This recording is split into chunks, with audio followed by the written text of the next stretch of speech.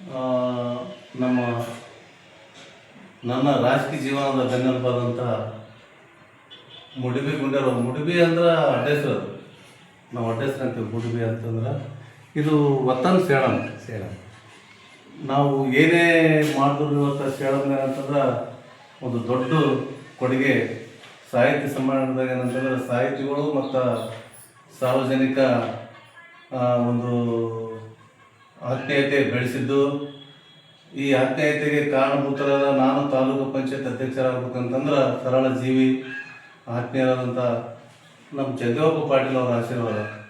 ನಾನೊಬ್ಬ ಕಲ್ಲಾಗಿದ್ದ, ಕಲ್ಲು ರಾಮ ಒಟ್ಟಾದ್ರೆ ಕಲ್ಲು. ಆ ಕಲ್ಲಿಗೆ ಏನಂತಂದ್ರೆ ಮೂರ್ತಿ ಮಾಡಿ ಕೆತ್ತಿ ಆ ಸ್ಥಾನಕ್ಕೆ ಕಳಿಸ್ಬೇಕಂತಂದ್ರೆ ಸಾಕಾರ ಮುಡಿಗುಂಡಿರ ಸಾಬು ಮತ್ತು ಇವತ್ತಿನ ದಿನ ನಾನು ಅಧ್ಯಕ್ಷ ಆಗಬೇಕಂದ್ರೆ ಕಾರಣಭೂತರು ಜಗದೀಶಪ್ಪ ಪಾಟೀಲ್. ಅವತ್ತಿನ ದಿನ ಇಂಥ ಸರಳ ವ್ಯಕ್ತಿ ಒಂದು ಚಹಾ ಕೊಡೋದಂಥವ್ರು ಲಕ್ಷಾರು ಗಟ್ಟಲೆ ಖರ್ಚು ಮಾಡಿದ್ರೆ ಅಧ್ಯಕ್ಷ ಆಗಲ್ಲ. ಅಂಥ ಜಾಗದಾಗ ಏನಂತಂದ್ರೆ ನನಗೆ ಕೂಡಿಸಿ ಈ ಜೀವನದಾಗ ಏನಂತ ಒಂದು ದೊಡ್ಡ ಕೊಡುಗೆ ಕೊಟ್ಟು ಮತ್ತು ಅವತ್ತಿನ ಇವತ್ತಿನ ತನ ಈ ಸಾಹಿತಿಗಳೊಂದೇ ಅಲ್ಲ, ನನ್ನ ಒಂದು ಎಲ್ಲರಿಗೊಂದು ಕಣ್ಣಿದ್ರೆ ನನ್ನ ಮೇಲೆ ಒಂದು ಕಣ್ಣೆ ಒಗ್ಲು ಏನಂತಂದ್ರೆ ಮುಡಿಗುಂಡರ ಸರ್ ಏನಂತಂದ್ರೆ ಇಟ್ಕೊಂಡು ಬಂದಾರ.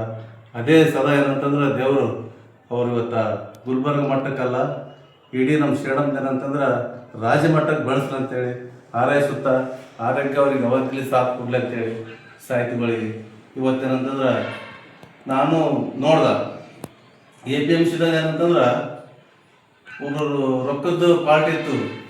ಆ ರೊಕ್ಕದ ಪಾರ್ಟಿ ಏನಂತಂದ್ರೆ ರೊಕ್ಕ ಅಂದ್ರೆ ರೊಕ್ಕನೇ ಅಂತಿದ್ರು.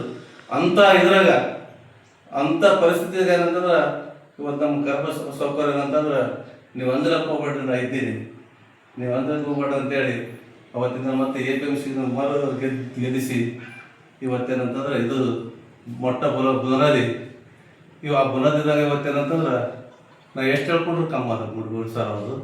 ಆ ಕನ್ನಡ ಸಾಹಿತ್ಯ ಪರಿಷತ್ ಏನಂತಂದ್ರೆ ಕುರುಗುಂಟದಾಗ ಕಾರ್ಯಕ್ರಮ ಇಟ್ಟರು.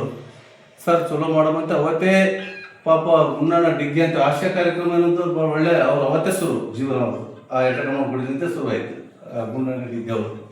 ಅವತ್ತು ಲೆಟಾ ಮೇಡಮ್ ಅವ್ರು ಬಂದಿದ್ರು. ಆ ಲೆಟಾ ಮೇಡಮ್ ಅವ್ರು ಬಂದ್ರೆ ಹಣ ಈ ಹುಡುಗಿ ಯಾರು ಅಂತ ಕೇಳಿದ್ರು ನಮ್ಮ ಮಗಳಿಗೆ, ಸಣ್ಣ ಮಗಳಿಗೆ. ನನ್ನ ಮಗಳು ಅಂತಂದ ಏನು ಓದಿಸ್ಲತ್ತಂದ್ರೆ ಕನ್ನಡ ಮೇಡಮ್ ಅಂದ. ನಾನು ಕನ್ನಡ ಮೇಡಮ್ ಅಂದ್ರೆ ಸಾರದ್ರ ಮಾತಾಡೋದು ಬೈತಾರ, ಕನ್ನಡ ಮೇಡಮೇ ಕಲಿಸ್ಬೇಕಂತ ಬೈತಾರಂತ ಸುಳ್ಳು ಹೇಳ್ದೆ ಯಾವಾಗ ಮುಂದೆ ಇಂಗ್ಲೀಷ್ ಕಲಿಸ್ಬೇಕಂತೇಳಿ. ಇವತ್ತು ಇವ್ರು ಎಲ್ಲರ ಆಶೀರ್ವಾದ, ಲತಾ ಮೇಡಮ್ ಆಶೀರ್ವಾದದಿಂದ ಆಕಿ BMS ಪಾಸಾಗಿ ಇವತ್ತೇನಂತಂದ್ರೆ ಫಸ್ಟ್ ಕ್ಲಾಸ್ ಪಾಸಾಗಿ ಆ ಫಸ್ಟ್ ಕ್ಲಾಸ್ ಪಾಸ್ ಆದಂತ ಮಣಿಪಾಲದವ್ರ ಕರೆದು ನೌಕರಿ ಕೊಟ್ಟರು ಬೆಂಗಳೂರದಾಗ. ಇದು ಮುಡಿಗುಂಡ್ಯಾರ ಆಶೀರ್ವಾದ. ಅವರಲ್ಲಿ ಕಾರ್ಯಕ್ರಮ ಮಾಡಿಲ್ಲ, ಲತಾ ಮೇಡಮ್ ಬರಲಿಲ್ಲ ಅಂದ್ರೆ ಅದು ಆಗ್ತಿದ್ದಿಲ್ಲ. ಇವತ್ತೇನಂತಂದ್ರೆ ಇವತ್ತಿಗೆ ಒಂದು ತಿಂಗಳು ಆಗ್ತದೆ ನೌಕರಿ ಚಾಲಾಗಿ.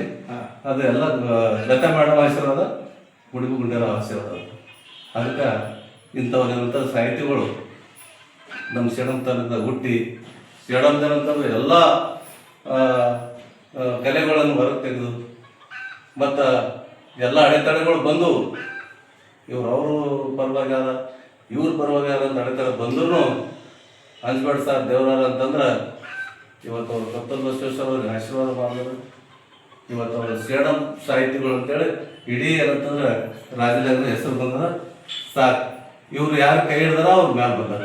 ವಿಜಯಕುಮಾರ್ ಎಷ್ಟೋ ಖರ್ಚು ಮಾಡಿದ್ರು ಮುಂದೆ ಬಂದಿಲ್ಲ, ವಿಜಯಕುಮಾರ್ ತೆಗೆದಿರ್ತಿತ್ತು. ಇವ್ರ ಆಶೀರ್ವಾದದಿಂದ ಏನಂತಂದ್ರೆ ಇವತ್ತು ಜಿಲ್ಲಾಧ್ಯಕ್ಷರಾಗಿ ಅದು ತಪ್ಪಲಾದ ಕೆಲಸ ಇವತ್ತು ಅವ್ರು ಮಾಡ್ಯಾರಂದ್ರೆ ಅವ್ರಿಗೆ ಈ ಇದ್ರಾಗ ಏನಂತ ಧನ್ಯವಾದಗಳು ಹೇಳಿ